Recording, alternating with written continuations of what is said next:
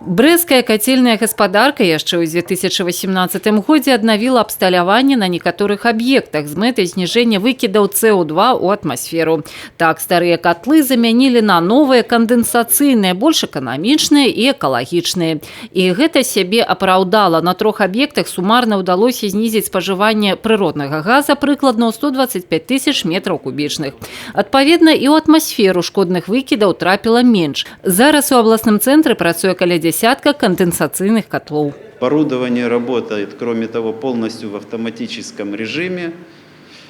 На верхний уровень к оператору центральной котельной выведены все параметры с этой котельной. И, то есть облегчилось и обслуживание, и уменьшилось загрязнение окружающей среды.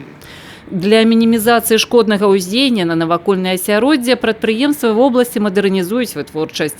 Выкарыстоўваюць альтэрнатыўныя крыніцы энергіі, сонца, дранкі, арганічныя адыходы. А таксама усталёўваюць спецыяльныя сістэмы контроля за выкидамі. Мы бы хотели, чтобы на наиболее крупных источниках выбросов были установлены так называемые автоматические системы контроля за этими выбросами, и чтобы в интернете или на проходной было какое-то табло, и любой человек в реальном режиме времени мог увидеть, как функционируют предприятия и какие осуществляются выбросы. Валовый выкид рэчыва ў атмасферу па вобласці складае каля 170 тысяч тонн у год, з якіх 30% прыпадаюць на стацыянарныя крыніцы, астатнія 70% на мабільныя, інакш кажучы, на аўтамабільны транспарт.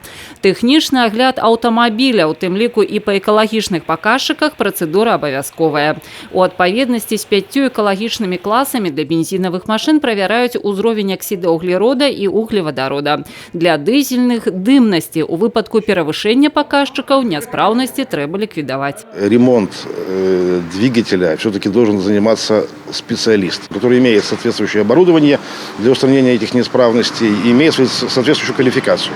Безумоўна, самый экалагічны транспорт у горадзе велосипед, але для аўтааматараў існуюць і альтэрнатыўныя варыянты, напрыклад, электрамабіль. Так, за мінулы год уведзена ў эксплуатацыю каля 10 аўтазарадных станцый для аўтамабіляў. Усяго на сённяшні дзень такіх у рэгіёне дзейнічае 19. Яшчэ адна праблема, хоць і мае сезонны характар, але дастаўляе немалы клопат. Спальванне смецця і лісця, чаго катэгарычна рабіць нельга. В городе создана специальная площадка, куда Брестский мусороперерабатывающий завод по определенному графику, который, кстати, размещен тоже на сайте мусороперерабатывающего завода, эта листва собирается, вывозится.